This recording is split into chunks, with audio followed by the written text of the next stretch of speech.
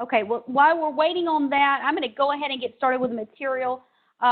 Today we are, well, first off, in this module we are discussing communication. We're discussing who you are, and we're going into that through reflections on self-concept, perception, self-esteem, and so much more. Awesome. Carissa, if you have any questions at all throughout the meeting, you feel free to type them right there. I'm going to leave it up on the screen so I can see just in case.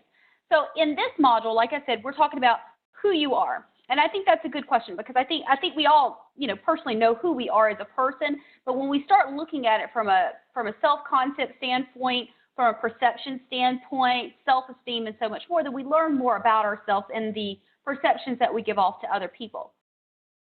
So what we have on the agenda today is, of course, the burning question of who you are. We're also going to look at modern communication, and I'm going to give you a fabulous example from Facebook profiles because I think that will really just highlight some of the points I want to make in regards to self-concept, perception, and so much more. We're going to discuss the looking glass self. Also another question of, so how is self-concept developed?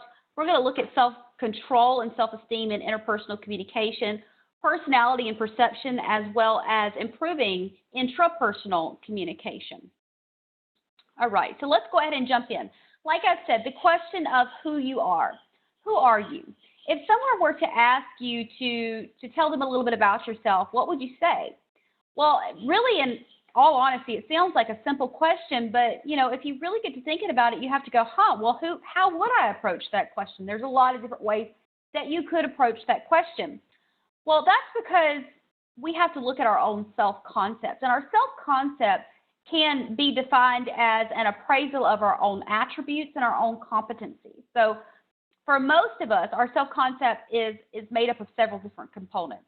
It could be things such as your opinions, how you look physically, how you perform academically, how you behave in social situations, and so much more.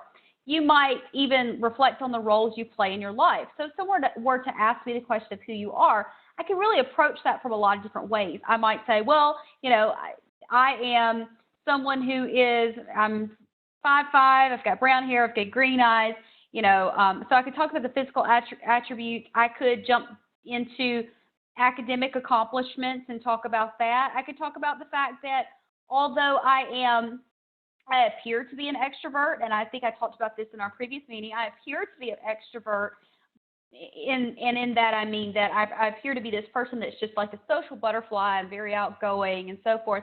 I'm actually more of an introvert if you were to know me. So I prefer to be home alone. I prefer alone time. Those are things that I truly treasure. So, these are all different things that I could talk about. And I could also, as far as the self-concept standpoint goes, I could reflect on the roles that I play in my life. I could say, I'm a sister, I'm a daughter, I'm a wife, I am, an aunt, I am all of these different things. So when we look at self-concept, our appraisal of ourself could change just depending on how you would describe yourself. And while we might believe that each of us has developed our own self-concept solely on our own beliefs, the fact of the matter is that really self-concept is actually learned, and it's maintained through interpersonal communication that we have with other people. And our self-concept actually changes based off the communication that we have with other people. Now, you might be thinking, what in the world is she talking about? Well, how you evaluate your skills and your abilities, how you perceive things and situations in the world around you, your personal values and beliefs, even the language choices that you have, they give off your self-concept. So they affect how you communicate, how others perceive you, and so much more. And through our communication with other people, both our nonverbal communication that we've talked about before and our verbal communication and our nonverbal communication, we can influence how others perceive us. So just because someone has a certain perception of us based off the language choices that we make and the values that we've shown and so forth, that doesn't mean that has to be a steadfast way that we're perceived by everybody. That can always change. All right, so with that in mind, I want to take a look at this. Facebook profiles. Facebook is something that I would say most people in our society have nowadays. And so I think it makes a very relevant real-world example of how we can be perceived by others. So how do you see yourself and how do you want other people to see you? Well, social networking sites such as Facebook allow us to really think about these things. When we set up our Facebook profiles, which for many of us has been many years ago now because it's been a while for some, it's been available for so long, we had to make certain choices when we set those profiles up. So we had to look at the core things that people might want to know about us. So a lot of times when we set up our Facebook profiles, we enter things such as our gender, our birthday. Some of us go further and put our occupations, our education, where we've been educated, where we graduated from and so forth. And then we might even take it a step further and we might say, what is our favorite television show and what is our favorite quotes? What are our favorite films? Do we have a political preference, a certain religion? So many other things that we go into there. So when we set these profiles up, we're trying to project a certain image. We're trying to say, this is who I am. These are my core values. This is how I operate. And then after we set up our profiles, then we go a little deeper. So we choose the people that we want to identify with and the groups that we want to join. And I always urge my students to really consider that again. Our Facebook profiles set up a digital footprint online. Whether we want it to or not, it's there. So when we decide that we want to have certain friends as our Facebook friends, or we want to join certain groups, or we want to post certain things online, we always have to consider the fact that whatever we post, whatever we do, is a digital footprint, and it's something that, I just want to touch on this for a second, but it's something that employers do look at from a hiring standpoint.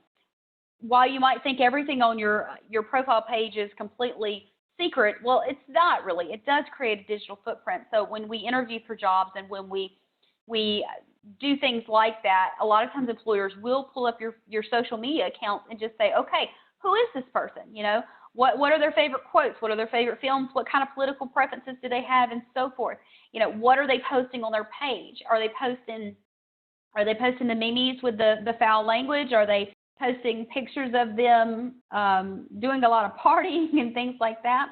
We leave a digital footprint. So we have to consider, how do we want other people to perceive us, even outside of our friends network? And that even goes a step further, like I was saying here, about who do you want to identify with?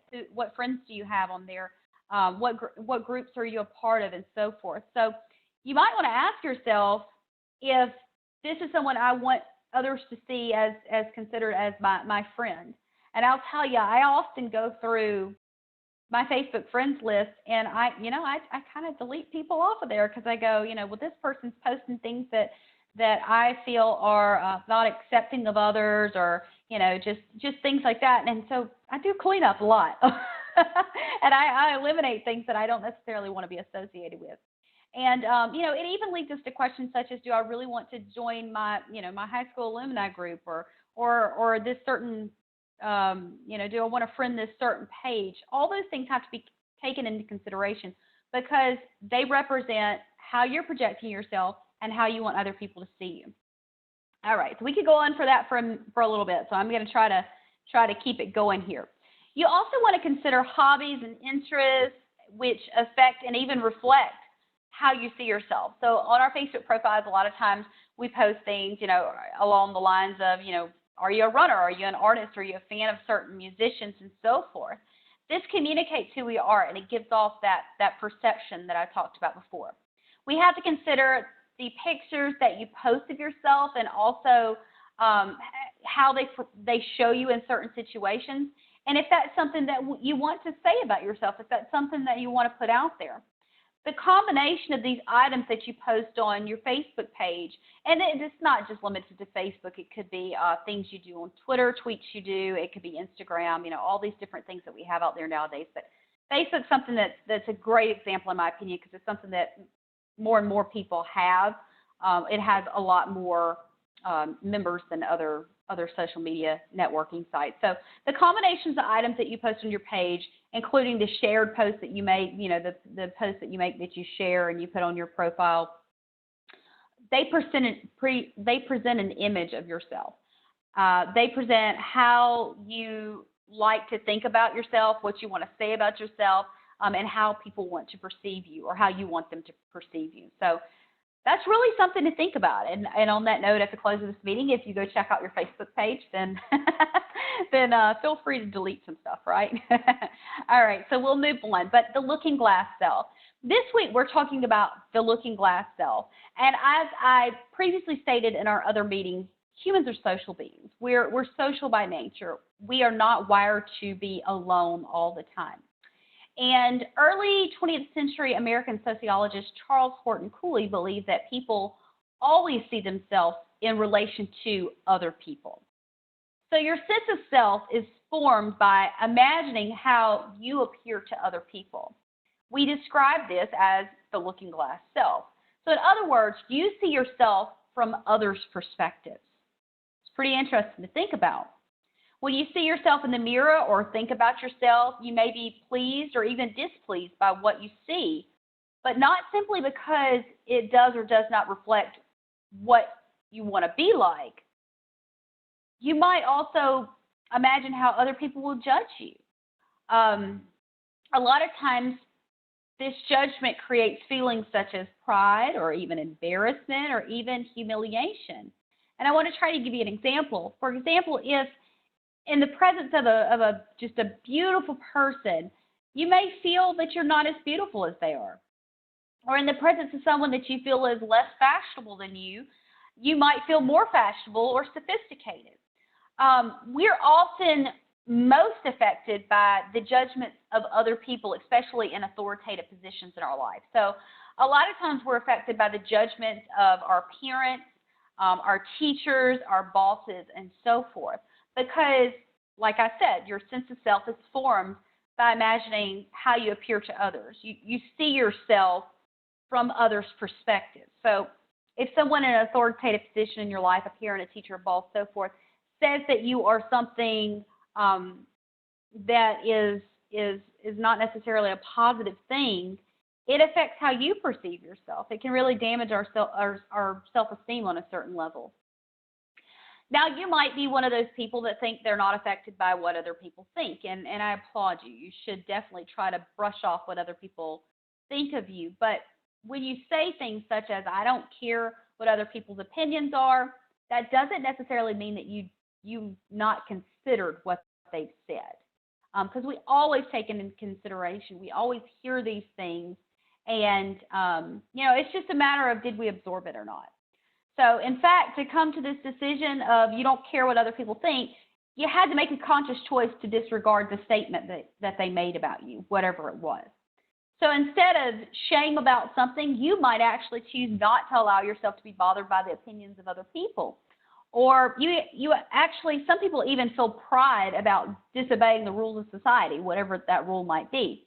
However, Cooley believes that the thought of other people is always there. So no matter if you choose to accept and take in what that person said about you, or if you've chosen to disregard it and say, you know what, I'm not going to listen to that. I don't care what that person's opinion is.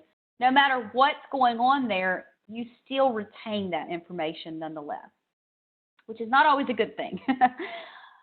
But so how is our self-concept developed? And if you remember, we talked about how on the previous slide, I just kind of want to shoot back here for a moment. We talked about how self-concept is an appraisal of our own attributes and our own competencies. So our self-concept is made up of how we would describe ourselves physically, academically, socially, and so much more. So jumping back over here again, how is our self-concept developed? Well, in 1983, psychologist Michael Argyle provided a summary of 4 key concepts that contribute to how we personally develop our self-concept, how that self-concept is ultimately developed. And of these 4 things, he said first, the reaction of others. So the reactions other people give you, that's often how we develop our self-concept. Unfortunately, I have an acquaintance of mine that I saw make a post on Facebook the other day, and I think she's a very lovely person. She's lovely from the inside out, and so that's what makes her a beautiful person. But you know, from from a physical standpoint, she made the point that she's been told all of her life by other people that she was not attractive, which makes me sad. It makes me sad that anyone would say that to another person, especially such a wonderful person that she is. And so for her entire life, she's taking that in, and that's become a part of her self-concept. So when she thinks of herself on a physical level, because of the reaction of other people that she's had her entire life, she automatically just says, I'm not pretty. So that is a part of her self-concept, which is very, very sad, and we're going to talk about that later on.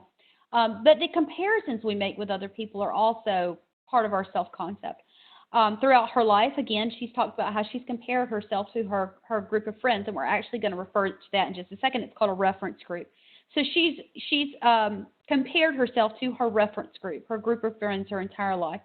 And that's how she's also formed that self-concept of not being very physically attractive. Now, I want to take that out of physicalities for a moment. I want to talk about something a little different. Comparisons with other people. I have heard, especially a lot of my students, graduate students that I've worked with and so forth, they compare themselves, as a reference group, they compare themselves to other students.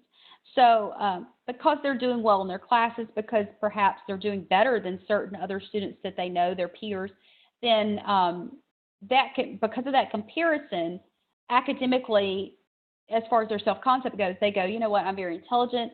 I am, I'm someone that's very textbook savvy, whatever it might be.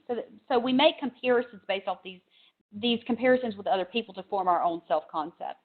Now, the social roles we play in society is another key factor that contributes to our self-concept. An example of this would be, I'm a mother and I'm a teacher, so I have to watch my language and behave a certain way. So we develop that self-concept, how we're being portrayed to other people, because of the roles that we play. Because I'm a mother and because I'm a teacher, I really need to behave in this certain way. And also, the fourth key factor that contributes to the development of our self-concept would be the groups in which we identify. And that was what I was talking about in the previous two factors there that I discussed. When you identify with a particular group, which is called a reference group, you tend to compare yourselves with the individuals that are in that group. For example, you may think that you must have certain possessions because others in your reference group have those possessions. Or you must communicate in a certain way because other people in that group communicate in a certain way. For instance, if you're hanging out with a group of friends and everybody kind of uses a lot of slang and so forth, then you might actually, because of the reference group, you might communicate in that certain manner because you want to fit in with that group. If everyone in your group has, I'm trying to think of something. If everyone in the group wears a certain article of clothing, you might want to try to get that article of clothing as well because you want to fit in with your reference group. So the pressures exerted by reference groups explains a lot of the reasons why teenagers often adopt a certain style of dress, use slang expressions and so forth, mainly but just because they want to fit in with their reference group. But of course, this is not just for teens, it's for adults too. So self-control and interpersonal communication. Now that you have a little bit better understanding of yourself and the factors that contribute to our own self-concept and our self-image and our self-esteem, I want to ask you the question of how these aspects of yourself affect your communication with other people. So research shows that your ability to interact well with other people is improved if you exercise control of your behavior. So self-control is basically just the ability to regulate what you say and how you act. Self-control is related to strong family bonds and low family conflict a lot of times. Empathy, the ability to understand the perspective of other people, is also associated with self-control. Low levels of anger and aggression and the ability to take responsibility for our own failings is associated with a good level of self-control. So when we have low conflict in our life, especially with our family units, when we have the ability to empathize with other people And by that, I mean we take the time to understand their perspectives. When we have, we're not quick to jump to anger or aggression, and we really work to take responsibility for things when they don't work out the way we wanted them to, when we fail at something, then we're exercising a higher level of self-control. The capacity to control your emotions, your urges, and your desires has also been shown to result in healthier intimate relationships with significant others, because you're willing and able to sacrifice your own needs for the benefit of your partner and for ultimately your relationship. So when we're able to control our emotions and not, like I said, jump to anger or aggression, when we're able to control our urges and our desires, we have healthier relationships. So self-control is really a big part of our interpersonal communication with others, and also a basis for really great, healthy relationships in our lives. So perhaps, though, the most direct evidence of the importance of self-control are research findings that low self-control often results in abusive, violent, and selfish responses in our intimate relationships, as well as an interest in finding alternative partners. So when we aren't able to have these great family bonds or have low levels of conflict, where we're not able to control our emotions and our anger and our urges and our desires, we often end up in relationships that are somewhat abusive, either physically, emotionally, whatever it might be, sometimes violent or just selfish. I mean, sometimes the worst relationships are just selfish in nature. So when that happens, a lot of times the relationship is not successful because we look for other partners. We're not happy in that relationship. So researchers Ron and Voss conclude the message gleaned from this research is clear. Low self-control is detrimental to having and maintaining close interpersonal relationships, whereas having a high level of self-control, meaning that you can control your emotions, that you have empathy for others, that you try not to have too much unhealthy conflict in your relationships, can actually make relationships just more successful as a whole. All right, so before I move on, I just want to make sure if there are any questions so far. Are we understanding the concepts pretty well?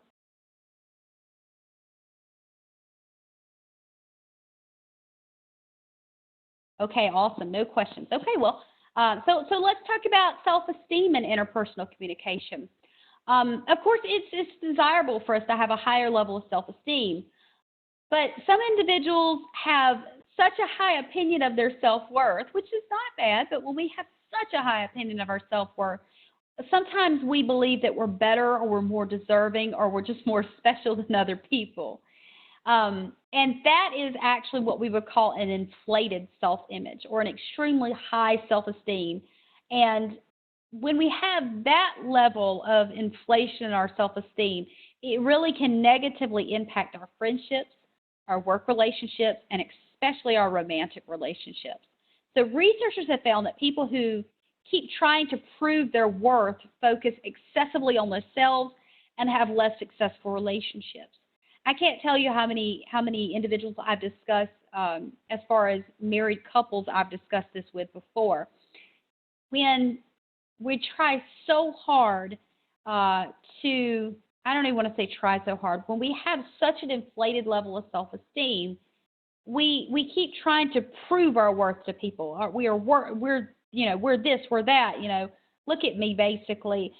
We poison our relationships because, one, we're not being real with the other person, and two, we're not being very connected to the other person. We're so worried with how we're projecting our own worth to other people that we lose that interpersonal communication there within the relationship. Now, on the other hand of this, though, we have people who have a very low self-esteem, and they tend to engage in excessive attempts to seek reassurance from other people. So, if I've heard the flip side of that with relationships and couples, where one person in the couple in the relationship continues to seek acceptance and reassurance in the relationship. when they do that, it can often backfire on them. They tend to push away from people they want most close to them. They might feel that they're not worthy of the relationship because the person with low self-esteem needs constant reassurance in the relationship. Other people get really frustrated. They get irritated and often socially reject that person because it's almost like having someone that you constantly have to pet and reassure and let them know that everything's fine. And after a while, that can get very draining. So, there is a fine balance to self-esteem and interpersonal communication in relationships. Okay, so personality and perception. So after we've now discussed self-concept and self-image and self-esteem, it should be obvious that the statements and the judgments of other people and even your view of yourself can affect your communication with the world around you, with other individuals. Additional factors, though, such as personality and perception, affect how we communicate as well. So basically, our personality can be defined as a combination of traits or qualities such as behavior, our emotional stability, and our mental attributes that make a person unique. Each person has a very unique personality. I know that we often hear the phrase that people use sometimes that say, that person has absolutely no personality whatsoever. Well, of course they do have a personality. It's just might not be in tune to what you like. So for some people, the public self and the private self are the same. They're congruent. The way these individuals behave socially, in a public setting is similar to the way that they would also behave in their private life. I would say that I'm very congruent in my public self and my private self. While the formality level might change a little bit, I think I'm the same person if you've got me in a group of strangers as if you had me at home watching TV on the couch. But for some people, their public personality they display in social situations is very different than the private self that they have. And I liked this quote, so I included this here, but the late television talk show host Johnny Carson, for example, he appeared very sociable and really seemed to enjoy small talk and casual chats with people when he had a television show. But in reality, outside of his television show, outside of his public appearances, he was an extremely private, almost shy person, and he really didn't enjoy small talk at all. So sometimes we have these individuals who, because of their personality, their public self and their private self are two different people. So let's look at personality and perception a little bit deeper here. If you haven't heard about this in your collegiate work so far, you will hear about it. But in the 1940s, there was a mother and daughter team, and this team was Catherine Briggs and Isabel Briggs Myers. So they were a mother and daughter team. And they developed a questionnaire largely inspired by a researcher named Young's work.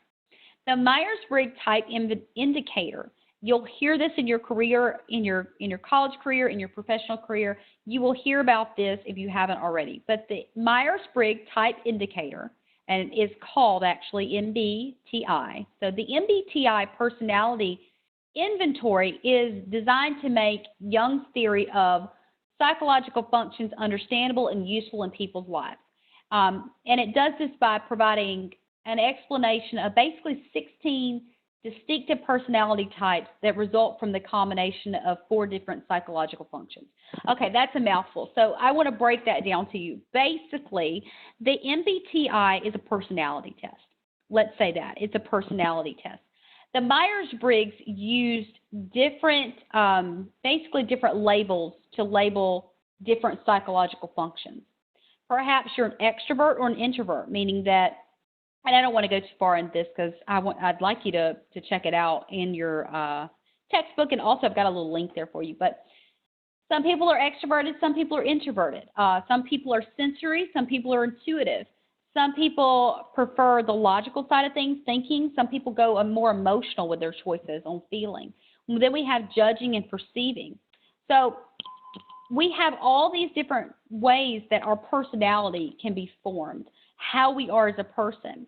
And And I've got a free link for you there if you want to check it out. It's at the bottom of the screen there. It's http://www.humanmetrics.com/CGI-win/JTYPES2.ASP. Now, you don't have to write all that down, but if you would like to check out the MBTI and do the free personality test just to see where you line up, you can check it out there.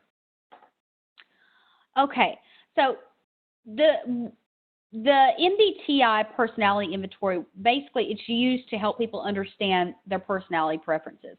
For example, some people might be more friendly and expressive or observant than other people.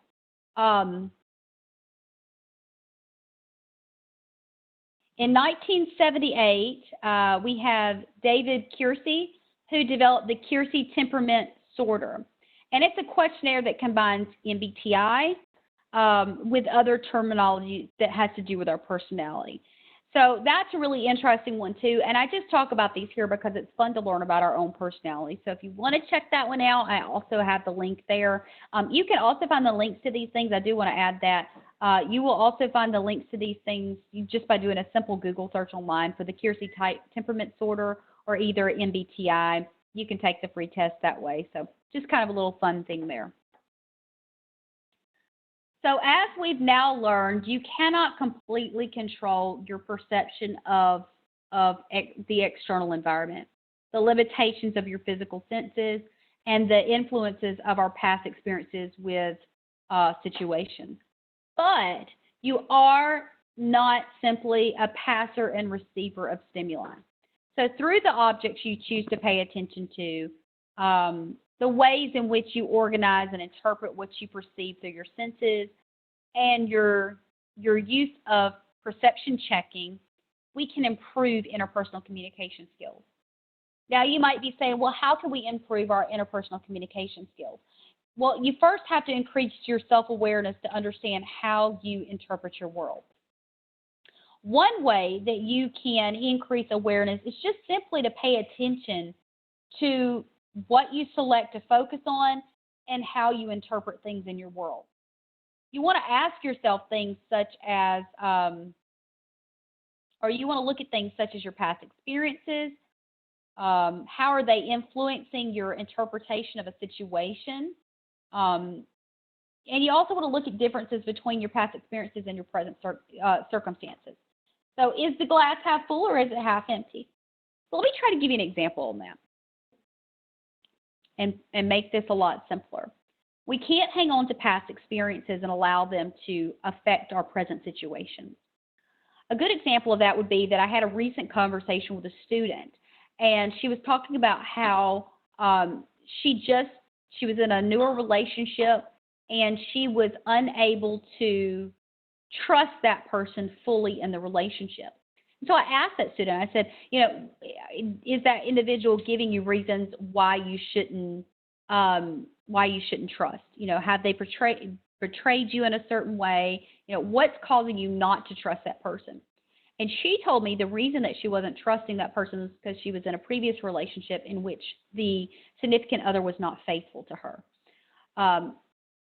And by that, you know, we had this long discussion of basically how her past experiences are influencing her current relationship, and that's definitely a no-no. We can't move on in life, and we can't have healthy relationships if we're allowing previous experiences to poison those relationships. So something to kind of keep in mind there. We always want to create awareness and pay attention to the reason of how we're interpreting our world. So I don't think that before that, I don't think she really understood to what level that previous experience was coming over into her present situation. And so when we allow ourselves to think on that level, I think she was able to say, okay, you know what, this person hasn't done anything that is that's caused me not to trust them. What's happening is I'm bringing my baggage from my previous relationship into this relationship, and I can't do that. So when we have the awareness of what's going on there, we're able to stop it.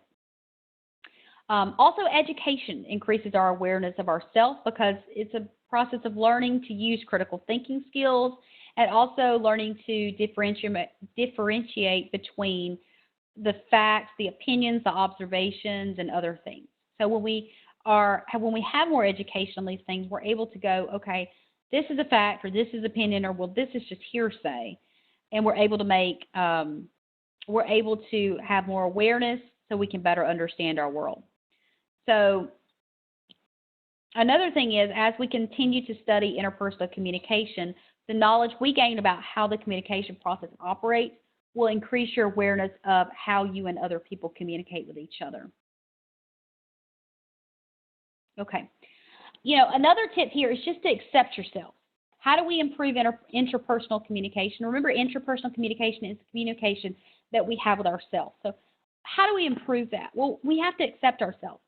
Everyone needs a strong, positive sense of personal identity to serve as an anchor in our life. We have to know who we are, shortcomings and all, and accept ourselves for that. Now, it doesn't mean that we can't change. It just means that we accept ourselves, and that's okay. So your identity is a consistent set of attitudes that defines who you are.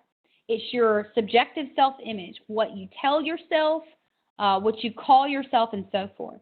So we build our identity and our acceptance of ourselves through what we tell ourselves, okay? So the self-talk that we give to ourselves is how we create that identity. If you accept and like yourself, in spite of all your faults and failings, you're going to be more likely to have a positive attitude in your interpersonal communication with other people. If we can admit and forgive ourselves and our mistakes, we're going to be more likely to allow other people that same forgiveness. So just kind of something to keep in mind there. It all starts with positive self-talk, being accepting and aware of ourselves and our shortcomings. And by doing that, then we can be more accepting of other people as well. So one way of building acceptance of ourselves is to look at how you interpret your own behavior. How realistic are you in appraising your abilities and your behaviors? Do you rationalize or make excuses for unacceptable behavior that you have, or do you fail to give yourself enough credit? Sometimes we don't give ourselves enough credit. I can't tell you how many times I've had students submit papers that they were like, this is terrible, this is my worst work yet, and I always remind them that we are our own worst critics. So give yourself more credit. Don't make excuses for things. If you have a shortcoming or a failing, then you accept that for what it is. For example, if we do well on a test, do you tell yourself that it was just luck, or that the test was easy, or do you attribute your success to hard work and studying? Another way that you build a positive personal identity is through paying attention to the positive feedback from others. So when we pay attention to the positive feedback that we get from other people, we help to build up that positive personal self-identity. Remember that you can choose what you accept and own about yourself, or what you reject. So it's your choice. Do you want to accept that negativity, or do you want to embrace that positivity? Some people who receive negative feedback about themselves from other people, when they were children, they carry those negative self-images, kind of like the example I was giving you about the acquaintance of mine who had the individual tell her that she was not beautiful. Well, she carried that negative self-image through her life, unfortunately, and it's become a part of her self-concept. You don't have to be a victim of other people's opinions, though. You can tell yourself, basically, to paraphrase Terry Cole Whitaker, which was an author of a very famous book, what other people think of you is none of your business. So if you really think about that, who cares what other people think of you? It's none of your business. It matters how you perceive yourself. Or, as the other old Southern saying goes, rise above your raising. I've had so many students talk to me about how they were raised and how they weren't raised in a positive environment, and because of that, they were told that they were lesser throughout their childhood for whatever reason.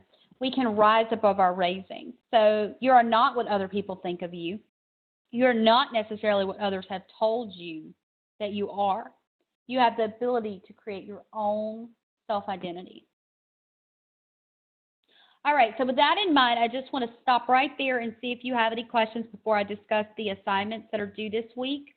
and then we'll move to wrap up the meeting. But I just want to make sure there aren't any questions at all before I move on about any of the concepts we covered today.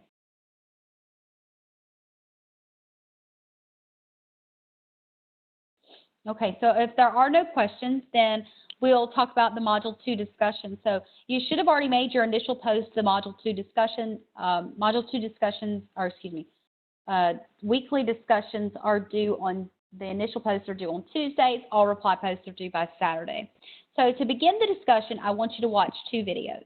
I want you to watch the video titled Tracy Miller. You'll find this in the discussion directions. And also, I want you to follow up right after that and watch the movie titled Sheila Jackson. And after you watch both those videos, which you should find very interesting, it's time to reflect on the following things that I want to talk about here. I want you to discuss, how did you think the lady with cancer, Tracy Miller, how did she perceive herself?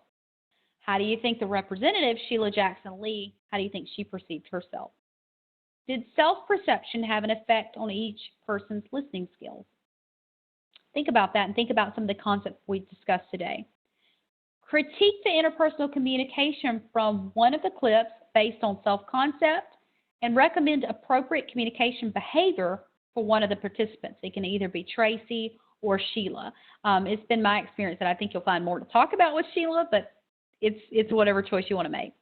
And then after that, I want you to create a plan which you would use to talk to either Tracy or Sheila that will help them with their listening skills. And that will be your initial post. Now, from here, you're going to need to reply to at least one other student, and you're going to want to address the following in your reply post. Examine and evaluate at least one other student's plan for Tracy or Sheila and provide feedback. It's just that simple. So look at their plan, what was their plan, and discuss it and provide some feedback to the fellow student. Again, don't forget that initial posts are due on Tuesdays by 11:59 p.m. Central Time, and all reply posts are due by Saturday at 11:59 p.m. Central Time. I do want to note this because I had a couple of emails this week. Late discussion posts are not accepted for credit. So if you do not post your posts, your posts by Saturday at 11:59 p.m. Central Time for that current academic week, they are not accepted for credit. If you post on Sunday, sorry, they're not accepted for credit. So please make sure you're adhering to those guidelines. There's just no level of flexibility as far as the discussions go. The other projects I can give you a little flexibility on because the school allows me to do so. The discussions are not one of those things. All right, so the other thing we're completing this week is the Module 2, so we're moving on with our communication practicum project. We're moving to the next level of this. So we're talking about Level 2 this week, okay? So what I want you to do in the Level 2 activity is I want you to rewatch the movie that you chose in Module 1, then select just one 10-minute scene from that movie and evaluate the listening techniques of the main characters in that scene. I want you to point out the good listening techniques and assess the effectiveness of listening that's going on there. I also want you to address these things. What was the topic which was being discussed? What level of listening was being used? What internal or external barriers to effective listening were observed? I want you to hypothesize how these barriers could be overcome. So how could they overcome these internal and external barriers? If you were to counsel one of these main characters, what listening goals would you give them, whatever, him or her, either one? Explain what listening goals that you would give them. And, of course, make sure that you're citing all of your references in APA format, both in text and on your reference page. I also want you to assess the culture of the characters in the movie. Answer these questions in your paper as well. What was the culture of the main characters in the movie? Culture does play a part in our listening and our communication as a whole. How does the main character's culture relate to the members of different cultures? Was the main character's culture one that he or she was raised with, or was it chosen by the character?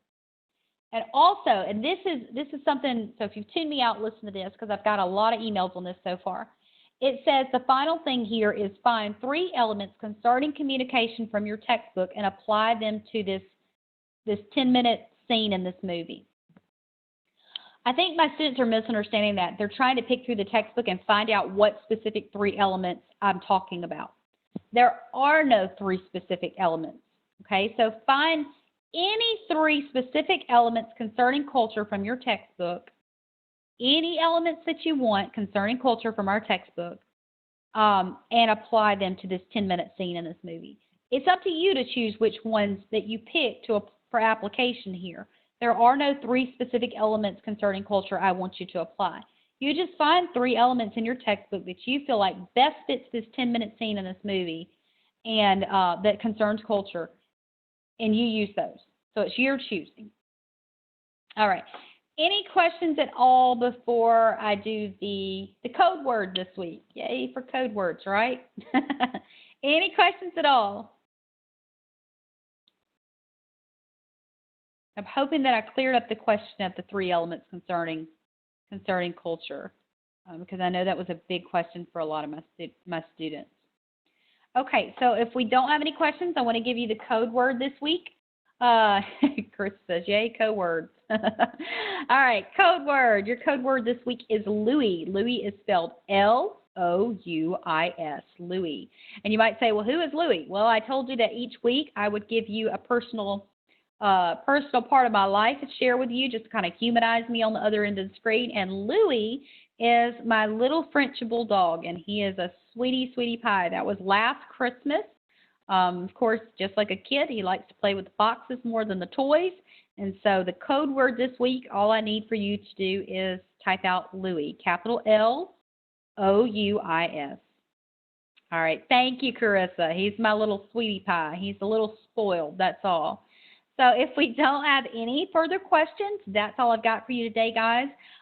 Feel free to always rewatch these live lecture recordings if you need to. They're available for you throughout the term to rewatch if you just don't understand anything or something that I've discussed. But if you have further questions, of course, you can always reach out to me via email. I'm always happy to help. Otherwise, you guys have a great remainder to your week. Carissa, thank you so much for joining me live. Everybody else, thank you for listening to the recording, and have a great week. Thank you.